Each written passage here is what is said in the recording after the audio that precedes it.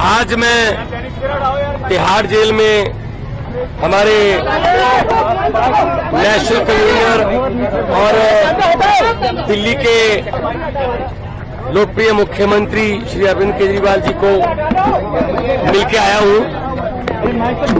सबसे पहले परिवार की बातें हुई।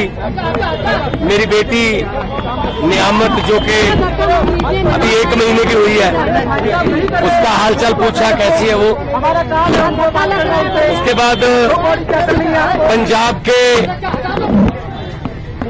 लोगों की, किसानों की फसल, क्योंकि इस बार मंडियों में अब आ रही है, उन्होंने पूछा कि पैदावार कैसी है इस बार, और जो किसानों का जो डायरेक्ट जो ट्रांसफर है पैसे की, जो सीसीएल की फसल का पैसा, उसमें कोई बाधा तो नहीं आ रही, या कोई चुनाव आचार संहिता की वजह से पंजाब में कोई ऐसी सहूलत जो रोक ली हो। मैंने कहा जी बिल्कुल नहीं है, निरंतर सुविधाएं चल रही हैं, बिजली भी फ्री चल रही है, मंडियों में एक एक दाना जो गेहूं का आएगा वो हम रिकॉर्ड पैदावार करके 130 लाख मीट्रिक टन देश के सेंट्रल पूल में दे रहे हैं, और पैसे भी उसी दिन ट्रांसफर हो रहे हैं।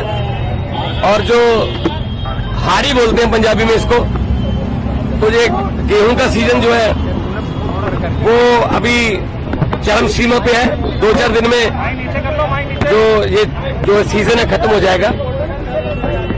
और सबसे बड़ी बात जो आज मैं आपको बतानी चाहता हूं, जब मैं अरविंद केजरीवाल जी को बताई कि आज ही रिजल्ट आए हैं, पंजाब में सरकारी स्कूल के 158 बच्चों ने 158 सरकारी स्कूलों के 158 बच्चों ने जेईई का परिणाम जो मेन होता है वो पास कर लिया। ये पहली बार हुआ है। इस पर अरविंद केजरीवाल जी बहुत खुश हुए और उन्होंने कहा यही शिक्षा क्रांति हमारे सपनों में थी। उन्होंने कहा कि मेरी तरफ से सभी सरकारी अध्यापकों को और जो 158 बच्चे जिन्होंने जेईई क्लियर किया, उनके माता पिता को, उनके पेरेंट्स को मेरी तरफ से बधाई देना। तो ये पहली बार हुआ है कि सरकारी स्कूलों के बच्चों ने जेईई का परिणाम क्लियर किया, और ये हमारा सपना सच होने वाली बात है। और उन्होंने दिल्ली के बारे में और देश के बारे में पूछा। मैंने कहा जी मैं गुजरात होके आया हूं, भरूच और भावनगर, माइंड ब्लोइंग रिस्पॉन्स है, और लोग, पूरे देश के लोग ये कह रहे हैं कि ये गलत किया अरविंद केजरीवाल के साथ कि उनको पकड़ के अंदर कर दिया। शायद ये सोचते होंगे एक बंदे को अंदर करके हम पार्टी की आवाज बंद कर देंगे, लेकिन आपकी आवाज सर वो व्यक्तिगत तौर पे तो आपको अंदर कर सकते हैं, लेकिन आपकी सोच को अंदर नहीं कर सकते। तो हम असम में भी गया, उन्होंने मुझे कहा कि दिल्ली भी आना, और दिल्ली के जो प्रचारक हैं उनको पंजाब में भी लेके जाना है, और कहीं भी इंडिया गठबंधन का कोई, हमारा पार्टी का कोई नेता, अगर वो असम हो, चाहे वो गुजरात हो, चाहे वो महाराष्ट्र हो, चाहे वो यूपी हो, बिहार हो, कहीं भी वो बुलाए, हमने जाना है। ये चुनाव जो है ये जीतने हारने वाला चुनाव नहीं है, ये संविधान को बचाने वाला और लोकतंत्र को बचाने वाला चुनाव है।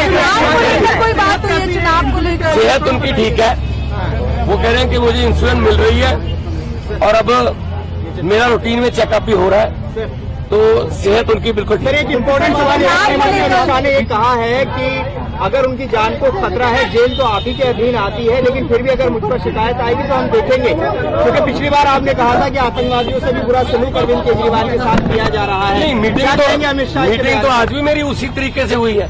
शीशा, दोनों तरफ जालियां और इंटरकॉम फोन, मीटिंग तो उसी तरीके से हुई है।